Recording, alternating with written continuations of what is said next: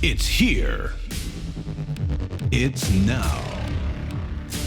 It's Wine Talks with Paul K. Hey, welcome to Wine Talks with Paul K. And we are in a away game today. About to have a conversation with Trevor During up here at Beaulieu Vineyards. Introductions in just a moment. Wine Talks, of course, available on iHeartRadio, Pandora, Spotify, wherever you hang out for podcasting. Sponsored by Total Wine this episode. Have a look at Total Wine selection. Some incredible bourbon selection right now. But not why we're here. We're going to have a conversation with Trevor, part of the lineage of an amazing history of the winery Beaulieu Vineyards. Welcome to the show. Thank you, Paul. Appreciate it. We've already uncovered a lot before we even started. We have been chatting for a while already, man. Let's keep it going. It's good stuff. There's so much to talk about in the history of BV, as we call it. In fact, I was interested to know that when I put BV in my GPS, it knew BV. I would think it would know Beaulieu. Right? But BV is just the way it goes. It's iconic. Right? It's been around a long time. Cool. Yep. There's a lot of firsts on this show. I had a guest last week. She was a chemist by trade, but went to Tanzania to teach chemistry. Okay. So that's the first winemaker that I've ever had on the show that had been to Tanzania teaching chemistry. That's pretty interesting. And you're the first winemaker that wanted to be in the Air Force. I did. On their show. You've done your research. Yes, sir. So why? I mean, you were at ROTC, it sounded like. Yeah. So at the beginning of my time at UC Davis, I was. And actually, this came from a very close relationship that I had with my maternal grandfather. You know, he was my hero growing up. We were attached at the hip. He actually made it to 90, almost 96. Wow. He passed away in 2020. Pretty good run. But he was a stockbroker by trade, but Second World War veteran, and actually stayed in the reserves for a total of 37 years by the time he retired officially in what became the United States Air Force. And so he flew a number of different planes throughout his time there, was a navigator, et cetera, and by the end of it, he was flying B-52s. Wow, so the that's Flying so Fortress. interesting. And so that must have been intriguing as a kid. It really was. Going to air shows, and he taught me so much about life and many, many, many things. But that's where that initial idea came from. And my original plan was to go to the Air Force Academy in Colorado Springs. Really? Wow. And I decided at the last minute, when I was still in high school, that that's going to be a pretty significant commitment. That's a minimum of 10 years, and then so on and so forth. And so I ended up going to UC Davis instead, with the idea of going through the ROTC program. And just randomly, I took an Intro to Winemaking course my freshman year of undergrad there. Now, I did grow up in Sonoma County. I've been around, vineyards my entire life and all of this, but I had never thought about it as a professional option until I took that course. And a light bulb went off for me. Did a couple of internships during the vintages, various vintages while I was still going through my undergrad there. Who goes to UC Davis not going to wine school? Well, there's that. It's very well known for that, of course. But it is actually a small department. There's not a lot. Really? It's not It's very, very prestigious. There's a lot of big names that have gone through it, but by size, it's not huge. I mean, the school now is probably 35,000. But it's big in agriculture in general. Big in agriculture, veterinary school, of course, it is, engineering, a number of different things. Vitinology, it's very well known for, but again, a very small program. There were probably 25 of us in my graduating class. Wow, that is pretty small. I'm actually very proud of an intern who I had over the last summer. And she sat in on the podcast. Her parents grew some Cabernet in front of their home in the valley here in Southern California, and she got intrigued by these conversations, the one we're having today. And she applied to Davis and Cornell, and she got into both enology schools, and she's on her way. And I told her, maybe you can talk some sense into your parents and not get into this industry. Right. It is a hell of a lot of fun. Yeah, of course it is. And Cornell, actually, they have a great program. Yeah, so she ended up there, actually, I think. Cool. I was watching, when you leave Oakland Airport, you end up on Doolittle Drive. Oh, yes. Right? And there's a show out right now on TV, since you're a history buff. It's the descendants of the pilots that flew in that Doolittle's raid. Interesting. It's really interesting. I have not seen that. I just popped on it last night. My wife was sleeping on the couch like usual. And then, did I just say that? So then. You might want to edit that. Yeah, that's right. And so I was like, wow, this is really interesting. So they're all older. They're 80s because their father, their daughters and sons who were talking about their fathers who flew in that raid. Yeah. It's pretty cool. That is incredible. Is that Netflix? It was on Dish. Okay, so I'll it have must to- have been I'll one of look the for it, one 'cause of the public channels or something. That's right up my alley. So another thing I read about in your bio, which was fascinating to me, was this 1968 George Latour. yeah. Thanks for pouring. What year is this one? 18, 19? That's the 18. Wow, this is really an honor to be able to taste the George Latour, which 50 years later. is 50. That's right. Carry the 2. I think. Yeah. Yeah. What was it about the 68 Latour, George Latour, that was so interesting? Well, for this you? this goes back to my time at UC Davis, and I had mentioned before. I grew up mostly in Sonoma County. Ironically, my father was in the beer business, actually, not in the wine industry. Although we always had wine at the dinner table. So I was fascinated by wine from an early age. I loved being in vineyards and all that kind of thing, but I hadn't thought about it as a professional option. Now, when I had that light bulb moment at UC Davis, in that following year, signed up to be a berry sampler, actually. I was an intern at Sonoma-Cutrer Vineyards in Russian River Valley. A berry sampler. It was still, I'm telling you, one of the best jobs I've had in my life. You're on an ATV. The only part that's a bummer is you're typically showing up at 5 a.m, and as a 19-year-old kid, that's not amazing. But, you get a map of, okay, here's the blocks you're going to go to, and I want you to bring all these samples back in a Ziploc baggie, essentially pulling berries off of each vineyard block, and you bring them back and you crush them in the lab. It was good work if you can get it, right? Absolutely. But you're running wet chemistry on it, and you're getting to taste juice samples with the winemakers. Wow. But driving around an ATV in the morning, every morning during the summer, for a 19-year-old kid, that's a dream come true. Anyway, fell in love with the thing, and that following school year, I basically transferred everything into viticulture and enology at UC Davis. I had to do all the prereqs and all of that, so it was a bit of a process. But a family friend of ours had come to find that I had gained this interest in, winemaking as an actual degree and ultimately a profession. And he had a tasting group that he'd been doing for many, many, many years where, you get together once a month with your best pals and everybody would bring a bottle. They would pick a vintage in maybe an appellation, right? Anywhere around the world, everybody would bring a bottle. You taste them blind and eat a bunch of great food, argue about who brought the best bottle, just have a wonderful time. So I got invited to this tasting. This would have been in, 2001. And the theme of that tasting was the 1968 vintage Napa Valley. Could be anything. Wow. It had to be from Napa Valley, 1968. So I got to taste, of course, Private Reserve. I got to taste, we had a Heights Martha's Vineyard, legendary, of course. Slim pickings, really. Slim pickings. I mean, you had Inglenook. We had a couple Inglenook wines. We had a Charbonneau, which was amazing. Wow. And then their Cabernet and a number of these, again, slim pickings, but legendary wines from a fabled vintage. And the wine that stood out to me, and for the first time in my entire life, I looked at a glass and I said, I cannot believe a wine can do that sensorially. This is the most incredible thing I've ever tasted in my life. Isn't that great? That happened to be the 1968 George de Latour Private Reserve. And so now, all of these years later, you know who brought it? I don't even remember who brought it. like Actually, that's the thing. I think it was my girlfriend at the time, my girlfriend's uncle, who brought that. But anyway, to now get to lead that producer that did that That's to me all those years phenomenal. ago is a pretty cool story. Pretty big dream, personally. Yeah. I mean, you probably, when you tasted it at the time, weren't still expecting to be in the industry, but now here you are 50 years forward. 50 years, since that vintage. How different do you right? think this is? I mean, forget the character itself. I don't like talking about, the swirling and sniffing part, but how different do you think structurally the wines are, the source of the grapes? Well, here's the beauty of this is this wine that we're tasting right here today, the 2018, we're using essentially the same core of vineyards that were used all the way back in 1968. And even before that, the first vintage of this wine was 1936. Making it one of the longest, standing single wines to come out of the Napa Valley continuously. And you do see that consistency in terroir, that Rutherford dust expression, that exists throughout the core of all of these vintages of Private Reserve. I mean, you'll notice the changes in, weather over time, viticulture, practices, technology, probably harvesting slightly earlier than we're doing today. So you see those differences, but there is that core of consistency, which is the terroir. That's actually like a multi-pronged conversation that you just led me into.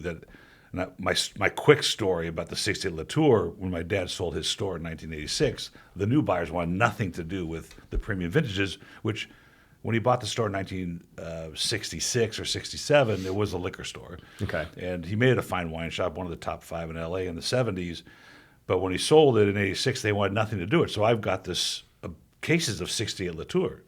What? Yeah, well, I had cases of 68 Latour.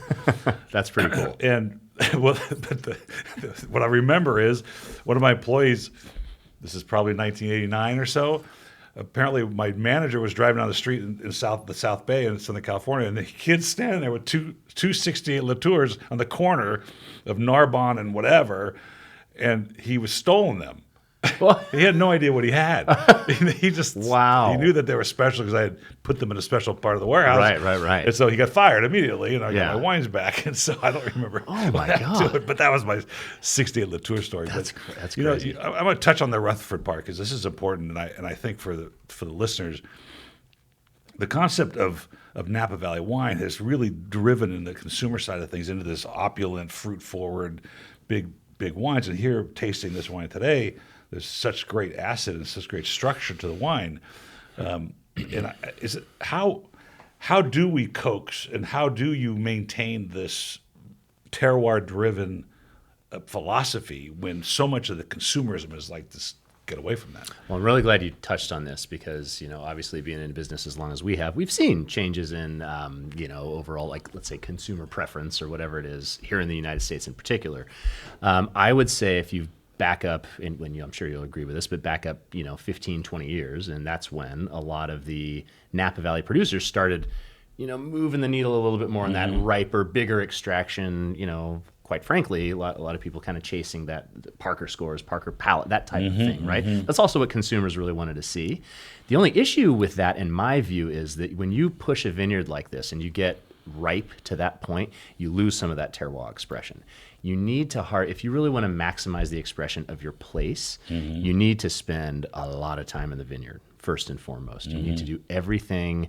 Your timing needs to be spot on in terms of anything you're doing to the vines throughout the growing season.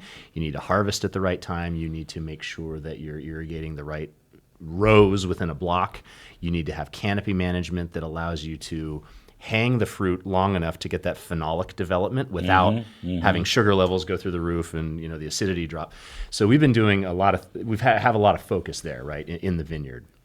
And I would say, I'm glad to hear you say that, you notice this freshness in this wine because that, first and foremost, is the most important thing to me. When it comes to these wines that we're making today, they need to be expressive of their terroir, and I want to have that freshness and that elegance. We have some of the greatest vineyards in the whole area. Why would I want to cover that up and make it, it could still taste great, but it might become ambiguous. You don't want to cover it up with too much oak. No, and even with these boutique things, and for the listeners, for you and I to start a winery here, let's say we're paying $15,000 a ton for Cabernet. That's the rough calculation. That's $150 a bottle right out of the chutes. So what are you going to make? You're going to make a wine that everybody thinks you're going to like, and they're going to join your club, and you're going to sell it at retail because you make most of these boutique wines are big, giant, opulent wines. Yeah, that's what's selling. And it's easy to happen because this is we tend to get the ripeness right in order to do that. But I do believe that. I'm starting to see, even from our competitors in the Napa Valley area, I mean, they're starting to dial the needle back a little bit. Yeah, that's changing, and I think for the better. I do believe we're seeing a lot more of that terroir expression, which is what I'm looking for. Do you think Tchelistcheff, let's talk about Andre Tchelistcheff, I actually didn't get to finish his book, so I want you to talk about him coming here, and I think he named George Latour, right? Isn't it? Yeah, him and Madame Latour. Right, so the wine was named just after George's passing. They call him the maestro of Napa Valley. This kind of history is what this show is about, is telling these stories, is to know what's in this glass isn't just about the character and the cedar and the cigar box, whatever you want to use for terms. It's really this rolled up story. The conversations you've had with the people before you and the people before them and before them, that I believe that his influence is in this glass because of the stories rolled forward.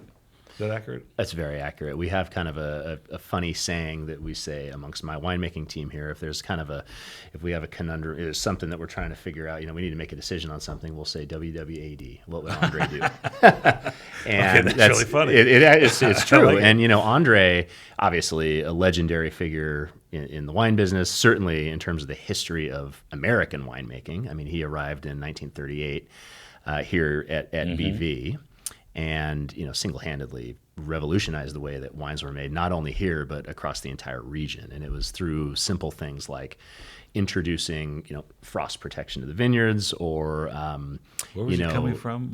well, he came from, at the time, Georges de Latour met him at the Pasteur Institute in Paris. Wow, okay. But he was born in Moscow, actually, and I can talk about his life story a little bit in just a minute. It's pretty interesting. But what he really did, when he arrived, is he introduced things to the region that we take for granted now, but weren't really being used prior to that here in this area. Again, frost control in the vineyard, temperature-controlled fermentations, using known strains of yeast and lactic acid bacteria to complete primary malolactic fermentation for stability, the need to be very, very sanitary in your winemaking, clean your equipment, all of those things. There was a lot of spoilage that was going on before, and I think he realized early on that the wines were not fully reaching their potential because of those issues. And so, again, he arrived. He was very much a tutor and mentor as well. I mean, you can talk to an endless line of people who Andre was their mentor, okay? He shared his knowledge. He wanted to see the whole region succeed.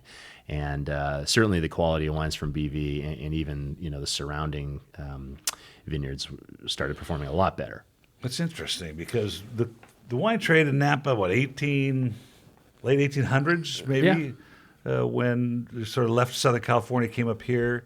The wines from Southern California were oxidized. They were muscatel-like. They were Angelica-like. Yeah. But they weren't making still wines from mission grapes. Right. And I wonder, before the Tchelistcheff, who went to university, who brought these techniques and these ideas to clean the winery. What a novel idea, basically, right? Yeah. like a French kitchen. Right. His objective was to do what? Was to improve the quality of the wine, to better represent the district it's coming from. I wonder what that mentality is. What are we trying to do? Well, I think we need to give a lot of that credit to Georges de Latour, to our founder, and his wife, by the way, who, if it were not for her, this place wouldn't exist, because she's actually the one that created that relationship with the Catholic Church. I think just you after about anything. You probably could, but just after the turn of the century, purchased some of the most important vineyards from the church and actually started making sacramental wine, which is the only reason that Beaulieu survived prohibition. But to back up to something you said before about, it was the late 1800s really that the Napa Valley started growing wine grapes at all. Right. And even at the turn of the century, when de Latour first purchased the property, there were more plum trees and walnuts and things like that in the Napa Valley than there were grapevines. So he was kind of taking a gamble here, and he was saying, well, this has the terroir. This place is going to turn into something someday. And also it opens up to the San Francisco Bay in the south. Logistically speaking, that makes it very easy for him to move his finished product, bottled wine, out if he wanted to. So very much an entrepreneur. But what happened was, after Prohibition, so at 1933, de Latour was producing over 1 million gallons of wine per year. Very significant for an area that nobody had ever heard of, and this was through the production of sacramental wine. Okay, and that's a lot of sacramenting going on. People, funny enough, people started going to church a hell of a lot more during Prohibition, and he quadrupled the size of BV. And so, 1933, now he starts turning his attention more towards the quality potential of wines coming out of here. And he had a friend who happened to be a professor at UC Berkeley, which is actually where the Department of Viticulture and Enology that now sits at UC Davis, it started at Berkeley, right? So he knew a number of those guys, and they told him, hey, you need to go back to Paris and go to the Pasteur Institute and meet this guy, Andre Tchelistcheff, and he's your boy. He's the one you want to come over here. Now, Andre made a name for himself. He had already made a name for himself. So he was 37 years old when he landed here in 1938. So he was born in 1901 in Moscow, and actually his father was a politician who opposed the communists. And so early on in Andre's life, things started getting heated. His family was getting the pressure to basically flee the country, and so Andre joined the White Army, and he was an infantry officer, and he fought in the Russian Civil War. And there was a point in time, he was leading a group of soldiers through a battle, and the entire platoon was wiped out. Wow. Andre was the only survivor. He was left for dead for, I believe, about 48 hours on the battlefield, and essentially a foxhole. He had broken his back. He was all messed up. And a guy coming by on horseback, picking up bodies off the battlefield, sees that Andre is still alive. So he throws him over the back of his horse, gets him to safety. Meanwhile, Andre's family, thinking that he was killed, had a funeral for him. Wow. Ultimately, he reunited Who came with is his the family. question. Yeah, exactly. He reunited with his family, and then, of course, fled the area. First went to Czechoslovakia, studied chemistry and agronomy. It was a passion of his. A couple of other places, and then ultimately got invited to continue his studies at the Pasteur Institute in Paris. And now he's really made a name for himself. He is being sought after by a lot of these, European producers that were very well established at that point in time. So it's always been mind-boggling to me that De La Tour was able to convince this guy to come to the Napa Valley. Where the hell is that? In Yeah, 1938, it's true. and take over winemaking at Beaulieu. And honestly, if it were not for that, I do believe that the landscape of the Napa Valley would be different than it is today. That's a fascinating short synopsis of his life, because he makes you, and I have such respect. In fact, one of my future podcasts that I want to start is about immigration to America, not just in the wine business and not just ethnically, but people that came to America. We all descendants of immigrants. Yep. And did something. I'm not mean success by money necessarily, but success in lifestyle, success in contribution, success in possibly in money. And this would be an incredible story to tell, because it makes our lives look pale compared to what It really these guys does, went and through. it's film worthy. Honestly, I mean, this would guy be. has a legendary. Is there any biography. anticipation of Maestro? Well, hopefully. I mean, there are. So he has a grandnephew named Mark Tchelistcheff, who actually is a film producer based in Berlin. And he has spent a number of years of his life creating a documentary that has not been released to the public. I don't think Mark would care if I say this, but if you look at there's a website, I think it's andrethevoiceofwine.com. Wow. It's called Andre the Voice of check Wine. it Anyway, out. and you can stream it through the website, and it is a documentary on his life, and it's phenomenal. I want to watch it because we were talking earlier about this show that I want to produce, which is the stories of wine, which is certainly this will be one of them. But the initial comments from most production firms right now is, it's a wine show. Yeah. And I'm trying to remove the word wine from the show title because it's called Through the Grapevine right now, but I'm going to change it to something like, Bourdain has no reservations. Yeah. Call it no swirling, no sniffing. I mean, I don't want anybody, because that's, if somebody heard the real story, they would watch it regardless but if they're not interested in wine, if they hear wine, they go, I don't know if I want to watch a wine show. But see, here's the thing to me. It's, wine is, yes, there's the swirling, there's the sniffing. Wine itself is intellectual, it's very interesting. But to me, the most interesting part of it are the people behind it. That's it. And why is this made? Why did the Napa Valley become what it is today? Who are the characters behind that? They're the most fascinating life stories that you can possibly imagine. And all this stuff is very film-worthy. I wonder what it is. This goes to one of my ethereal questions, or hard to answer questions, like what is it about wine? You answered part of it, but what is it about grape that produces wine that is different than any other product in the world? There's only one product you can take all the way around the world. You can take this bottle to Russia and say, this is who we are and when we were. And I say this all the time, but why? So it's the terroir, it's the stories behind it, it's the history behind it. It doesn't come up with a widget. My iPad has no history. My recording machine has no history. Yeah, But wine carries with it its history and its stories. it does. And is that what intrigued you when you Yes. started to study, besides the chemistry part of it? Exactly. Well, the chemistry part of it was kind of, and I got by, man, but that was not my driving force behind it really, all joking aside, winemaking is the perfect blend of art, science, and agriculture. Mm-hmm. And at the end of the day, you're creating something tangible that you get to share with others, that is a story of what Mother Nature gave you for that growing season. It's not meant to be the same vintage to vintage. It's meant to be, That's right. 20 years from now, we go back and we taste the 2018 and we say, hey, Wow. this has a certain attribute. Yes. Oh, that's why, because either there was a lot of rain or it was a drought year or whatever it is. That's the thing with wine, and that's what makes it beautiful. The other thing is, at least for me personally, when you're enjoying wine, it's hard to be in a bad mood and drinking a glass of wine. It kind of tends to Depends on cheer the you wine up. sometimes, I guess it depends on the wine. But in general, it's something that's surrounded by, good times, by food, loved ones, friends, family, whatever it is. There's not a lot of people that you put a glass of wine in front of them and they go, oh man, I'm upset. It that will you just did that. turn the conversation. It will turn the conversation, It is. and it's internet. It knows no border. It's international. You have so many cultures true. around the world that do this, and it's like its own language. It's a really cool thing. I put in the trailer that Tia watched there's no other product that affects your soul. And for whatever reason, it connects you to the earth. Whatever reason, it connects you to the terroir. It takes you someplace else. And probably as you, but you're in the valley. But for me, even being in Southern California, the conversations at dinner time, whether it's with friends or first acquaintance, ends up on wine as the non-threatening side of it. Not like, I smell this, you smell that. Who cares? But they want to know. It's so interesting, and there's so many facets to it. They really want to know some of the stories and some of the history.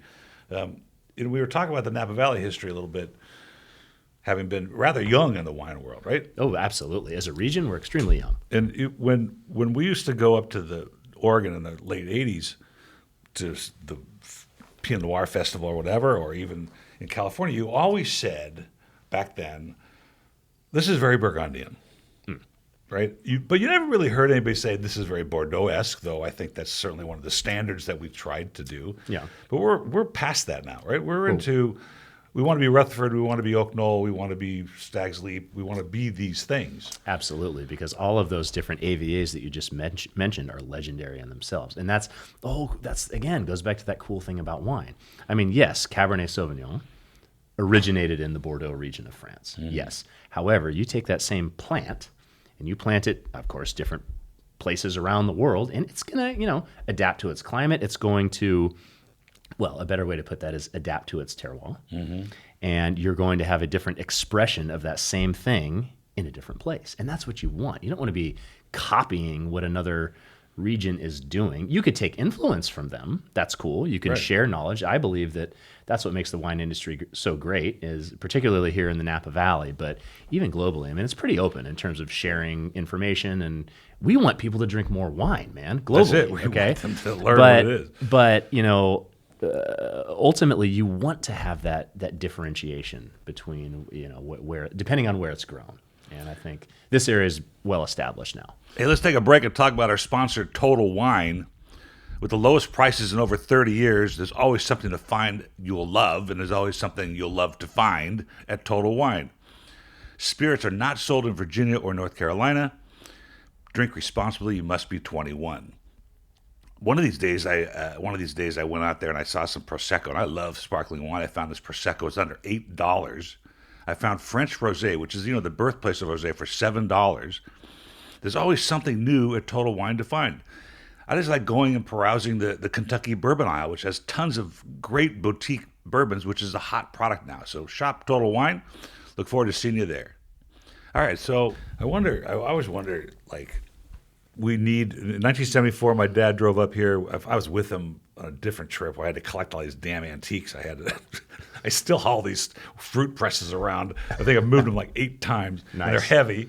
But anyway, he's come up here, and one day he came up and he stopped at Sutter Home, and there was this young man named Trincaro behind the bar, and they tasted this pink wine, and he goes, "What do you think I should do with it?" He asked my father. He goes, "Well, it's pretty good entry-level wine. People might like this." Yeah. Because it was a shiner. He didn't know what to do with the wine. And I've gotten a lot of feedback from winemakers such as yourself that, we kind of need some of these things, like the Apothic Reds and the Joshes of the world, that bring people to the table that otherwise wouldn't have had a glass of wine, came from some other beverage. And then they have, like your moment when you had the 68 Latour, George Latour, that all of a sudden they go, there's something more to this. And so you're on the side of the fence where we're trying to express ourselves with what we're making. Yes. But we still have to have this consumer side. Of course we do. Drinking this whatever. And it makes me crazy. It really does, because there's so much to learn and to understand, and not understand it as far as a study, but just to have that glass of wine and how it affects you, to learn that. Yeah, I agree. Andre came here, and he was working with Warren Winiarski. When you talk about, we were talking about Sideways a little bit before we started the show, there are a handful of major events in the world that changed the consumption of wine. One was Steiner's biodynamic farming book. One was the release in 1990 of the Mediterranean lifestyle that changed red wine's consumption. Then there was Sideways, oddly, some playwright, our friend Rex Pickett, wrote, and it literally plummeted Merlot sales. And being on the direct-to-consumer side of business at the time, he realized this is really tanked, and Pinot Noir, he couldn't find it at that time. But Andre Tchelistcheff had a lot to do with this 1976, which was the other thing that changed the way American wine was viewed, and that was the Judgment of Paris in 1976, actually this month in May of 1976. He was part of that team that for Stag's Leap, right? Well, he was part of the. Well, let me start with he was very helpful and responsible for bringing a lot of the American wines to that tasting in the first place. And I think it's important to say, I mean, yes, he was working with Warren. Warren was one of his many, or let's say one of the many very successful winemakers that I would say probably call Andre their primary mentor in the business. So Andre, again, he started here in 1938. He retired for the first time from BV in 1973. Okay. Oh, really? That was 4 years after the De La Tour family had sold to a company that at the time was known as Hubeline. Okay. And that's actually where Andy Beckstoffer came into the picture, which is a pretty cool story in itself as well. But,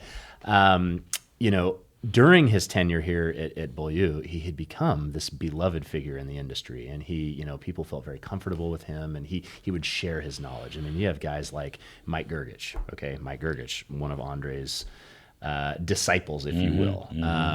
Joseph Heitz, Andre was very instrumental in Joe purchasing property where he did. Wow. All of these things. You could just go, Robert Mondavi. You could go on and on. And then, of course, Warren. And, Andre had been gone from BV for 3 years by the time the Judgment of Paris happened, but he was still very attached and very integral in bringing a lot of those wines over there.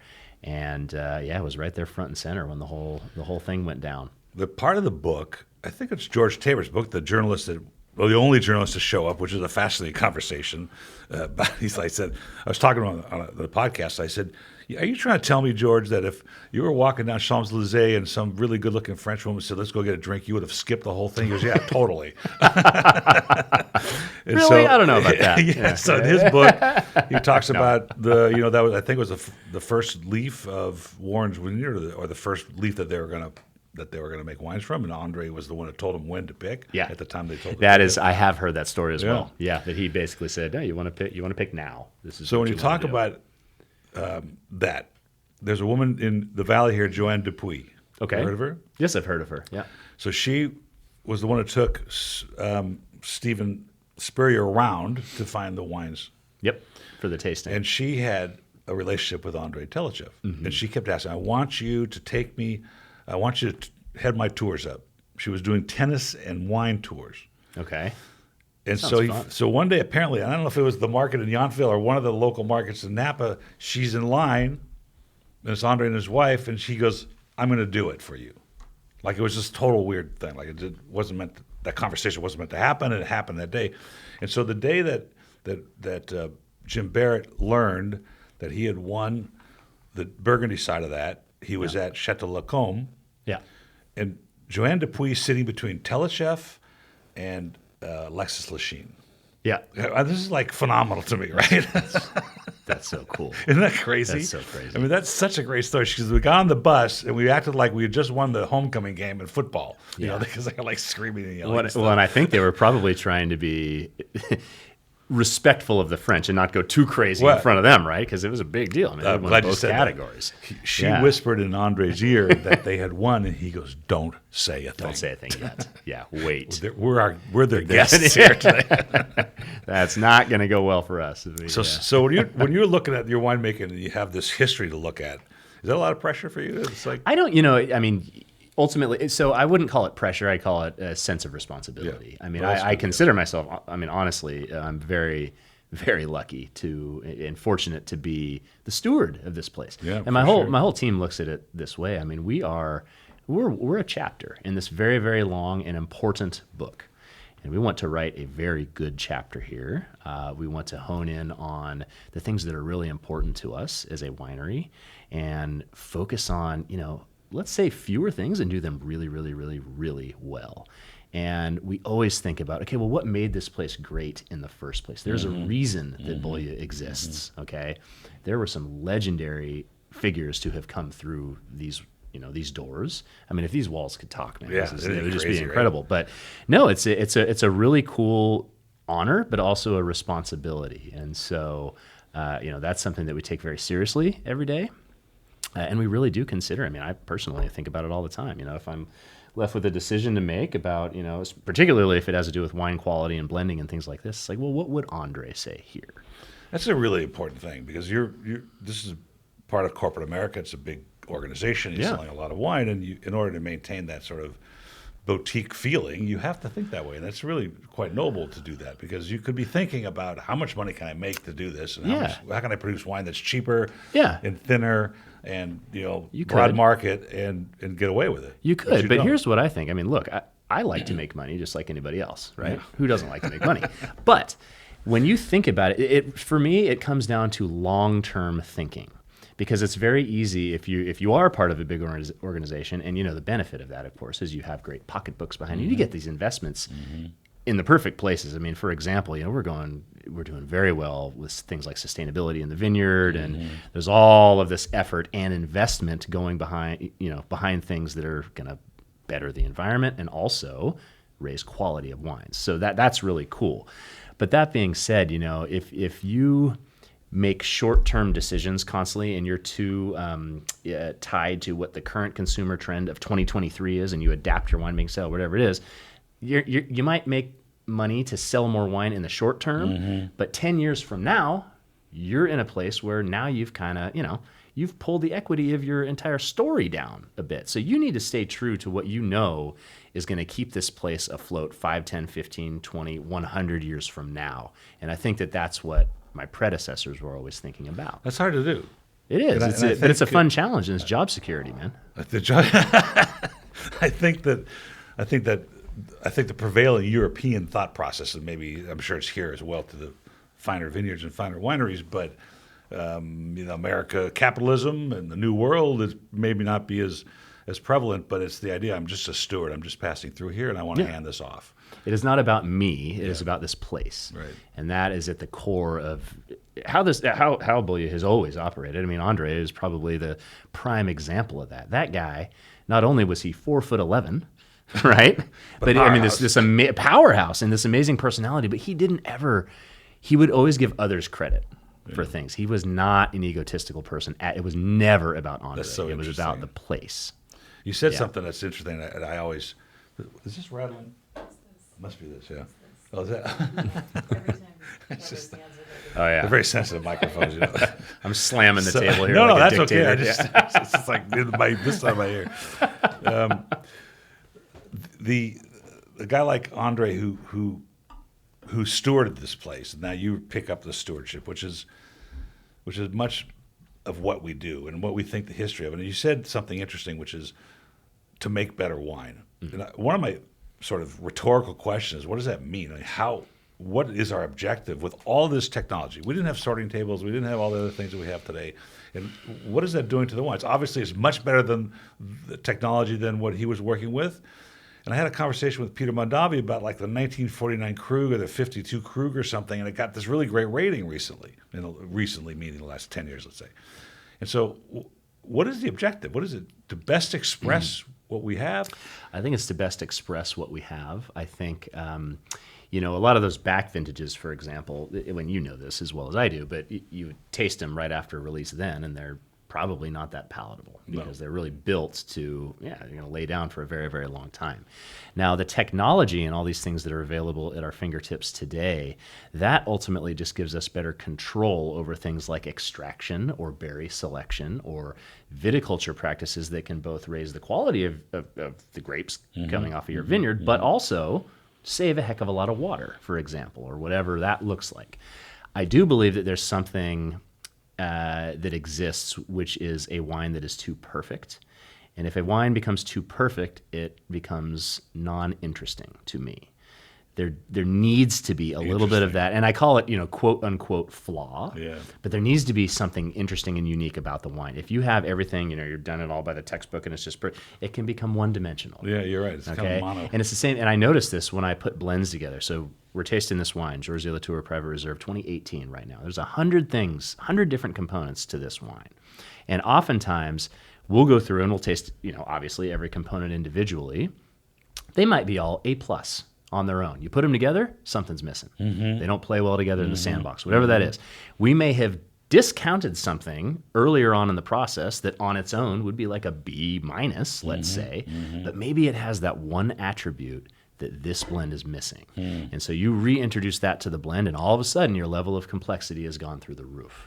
So the whole is greater than the sum of its parts. Yes. And I remember my dad's shelf. I can see it today, and I was only a teenager. The Napa Valley loved to put 100% Chardonnay, 100% Cabernet. Yeah. Because that was a proud thing. Here, the French have been blending for hundreds of years. Yeah.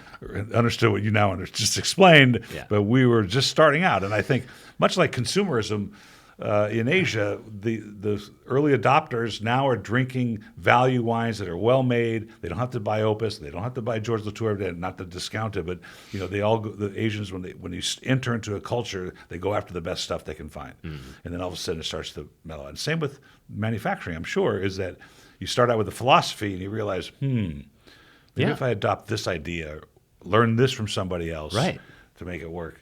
And it makes it more collaborative too.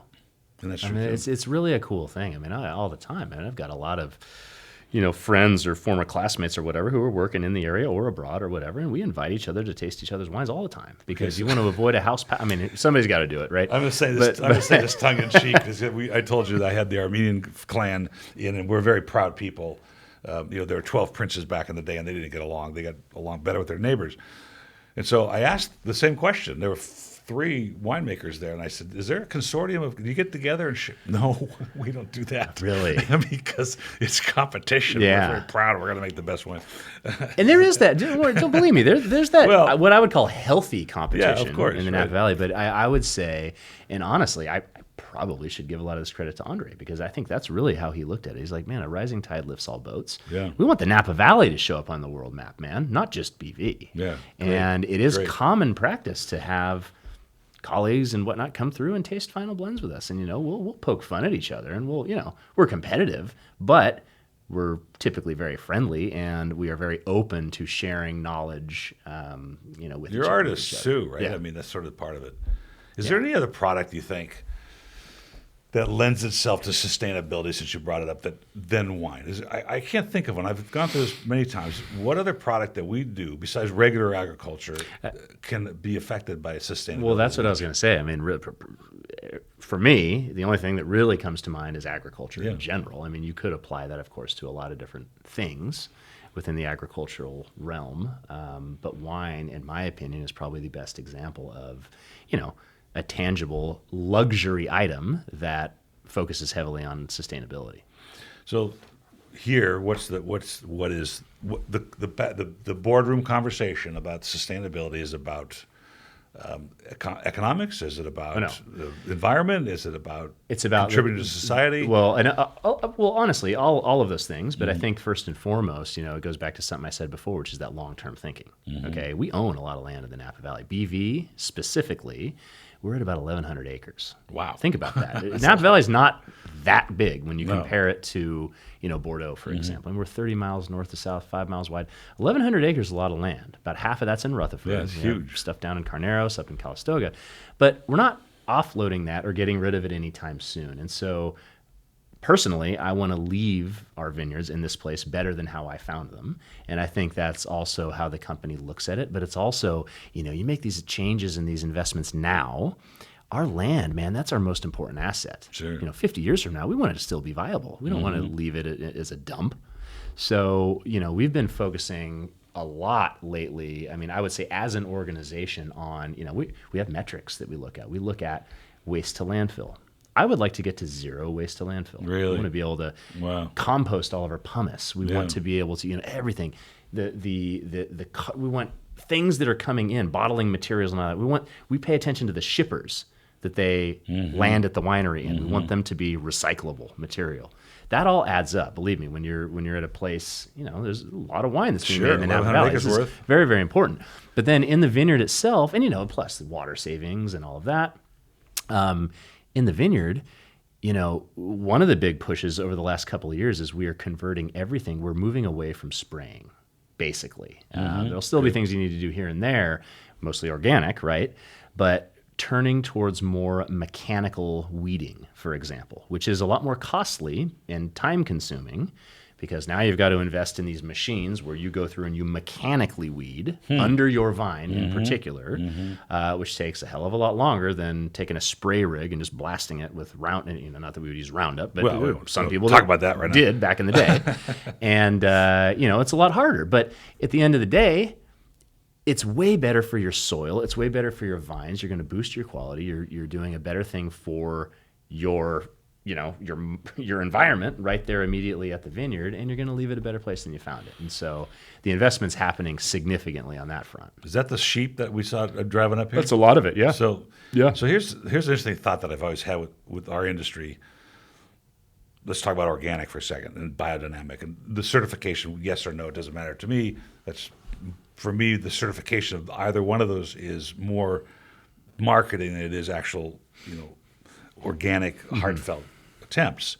So organic, for instance, it was always organic until Until it wasn't. the Bordelaise invented copper sulfate or whatever they did. And now we celebrate the fact that we're going back to the way it was before in the first place. Right. And I find that hilarious that that's the way it is. Sustainability is it takes a little further. It's not organic, it's not biodynamic necessarily, but it is talking about being more efficient and lowering your carbon footprint and recycling, which is not something that they probably did in the old days. They just threw it out on the thing. They burned it, was what they probably did. Well, here's an example. Frost protection.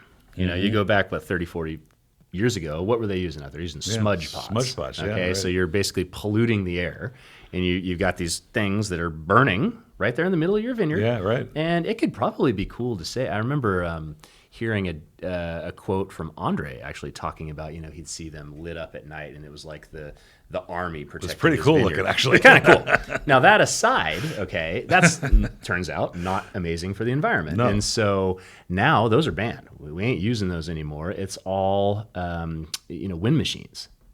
And that's an investment to put that in, sure, but it's huge. more They're effective, loud, and they're loud, but it's a heck of a lot better than the alternative. And so there's always there's a lot of effort put into that. I was talking to the winemaker Louis Jadot. He just they just in the 2020 vintage they showed the smudge pots, and he goes, I think probably that the value of the smudge pot was less for controlling the temperature of the vines than the damage it did to the environment. Yeah. So, but at the same time, you're not going to let a whole vintage just disappear on yourself. Because you're in a pinch, and it's you're 3 in the morning, business. and you're going to lose your entire crop. Yeah, you're going to. So it's business. And this is the next question. It's a tough question. And I never Right. there's no real answer. And I only ask the question of people that have thought through some of this stuff. And that is like, what if profitability wasn't part of this equation? What would we do? Would the wines be different? Would you make a different wine? Get it to market is important to get it sold. I mean, it's kind of a tough question, but I always thought there might be a value to that question. And one Burgundian back in the days when they were creating the AVAs in Burgundy said, for instance, we shouldn't have to advertise because we should make such good wine, they're just going to come and find us. And I thought, okay, that's kind of interesting. Yeah, it is interesting. If there was no profit into this, if we didn't need that profit. I mean, I guess my best answer to that would be, I think we would probably see different varietals. Mm-hmm. The reason I say that is, I think that so UC Davis, for example, where I went to school and all of this, there's a tremendous amount of research and development being done in terms of grape breeding. It's actually a thing. Mm-hmm. You're taking different varietals and you're breeding them and you're creating these new ones and all that stuff. It'll happen naturally in the field or not. For example, Cabernet Sauvignon. But a lot of people don't know that the parents of Cabernet Sauvignon are Cabernet Franc and Sauvignon Blanc. Mm-hmm. It's a cross. Crazy. It's crazy. And now it's Cabernet Sauvignon. But if you actually look at it, no, it's a breed. Yeah. Okay. And so there are a lot of things that are available in academia now that would probably be, honestly, even better than a lot of the commercially available varietals in terms of, let's say, drought tolerance or just an interesting new thing. And it comes down to, well, yeah, okay, that's cool, but you can't sell it. Mm-hmm. Nobody's going to buy that because they've never heard of it. Right. And so it would take somebody, there's no big company that's going to be like, thought. let's actually take that and try, because you're going to fall on your face, right? I would say if we took profitability out of it and the need to actually operate a business, you'd see more stuff like that. You'd see more in the realm of research and development. That's It's an actually being interesting applied. thought. Yeah. No one's ever said it that way, and that's kind of interesting that would expand your alternatives to. Yeah. 'cause There's a you lot could that afford to do exists that are out there, and they're just not commercially viable yet.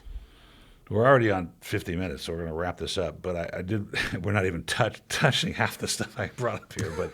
But here we have this beautiful bottle of George Latour, 2018. It's in glass. It's got a cork finish and a cap.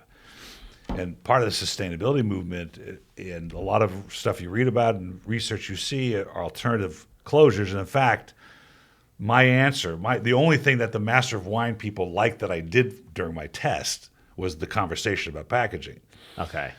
Because the idea is, well, we're going to lose this romance of pulling a cork, but then again, man, who could drink George Latour out of a can or or a Tetra Pak, right?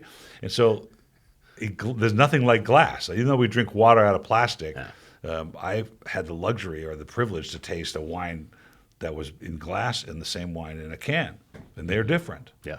What's BV's approach to some of this packaging and whether it affects the sustainability equation? Well, yeah, two different things. I mean, from a sustainability standpoint, we're always thinking about that. Yeah. So, you've got these, I think the days of these big, ridiculously heavy bottles are going away. It's suddenly cool to start to get, slim your bottle down a little bit. Glass is a little bit less thick or weighs less or whatever that is, because that is easier to ship around. It's, that's important. That stuff really adds up. Very important. So we're always thinking about that stuff, even the inserts in your cases and like, what do we send customers away with? It better be recyclable. It not better foam. not be, so it's not foam, getting rid of the rid of the popcorn and or peanuts or whatever they call them. The styrofoam stuff, right?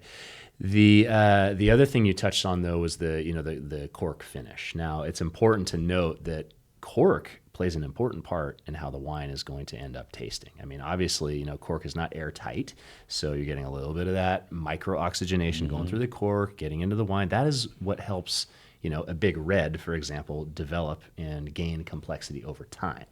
It's a living, breathing thing. It's super cool. Screw cap, or let's say a can. Let's not even go to screw cap yet. A can, you're excluding all oxygen. Totally. So right. now, from a chemical standpoint, you're in a reductive setting instead of being in an oxidative setting. And so now you're going to have all these other weird reactions that are going to happen in there, and some of them might not be desirable, right? The cork itself, and it's as silly as it sounds, man, if you age a bottle on its side properly and all that, the cork itself is going to impart a little flavor into the wine. It's actually a thing. Sure. And there's a big difference between natural cork coming from one piece of bark versus agglomerated cork, which is basically, the particle board glued together, right? It's glued together. But screw caps are pretty cool, I would say, for anything that's like an aromatic white, for example. It is just my opinion. Aromatic white, anything that you want to, has a low, shorter shelf life that you want to enjoy early on, and you want to have that fruit forwardness or whatever it is, it'll probably preserve it a little bit more. The technology is such now that you can actually have targeted porosity in your screw cap liner. You can. So you can say, hey, I want it 10. I don't want any oxygen. I want just a little bit. I want it to mimic a natural cork. How long are you going to have it on the shelf? That's the first time I've heard that word, targeted porosity. I like that. Yeah, I have to use that. Sounds smarter than I am. But it's true, though. It does allow oxygen. The original ones did not allow oxygen. Yeah, and you have a whole range of them now. It's pretty cool. Because I've seen flat glass, and you made an interesting comment. People would bring those giant bottles into my office that are now 5 pounds instead of 3 pounds, and they're like, "What do you look at this? Isn't that great?" I go, "No, that's costing me more to ship this package, and I have to eat this bottle than this fancy bottle." But I agree with it. It's just interesting because it's over 300 years old that we've been putting cork in a bottle, and it seems to have been settled down as the part of the romantic, part for the aging, part for it's organic anyway, right? So we deal with cork failure as well when we do this, but this has been a huge pleasure. I hope we could do it again because we've only literally gotten half the subjects done here. We need a part 2, man. I'm in. We'll get through the rest of the interview. Meeting to go to, but a fascinating conversation. We've touched on a lot of things, and next time we're up, I'm going to talk to Tia and see if we can do it again. For being on the show, I appreciate it. Oh, it's been a pleasure. Thanks for having me. Cheers. Cheers.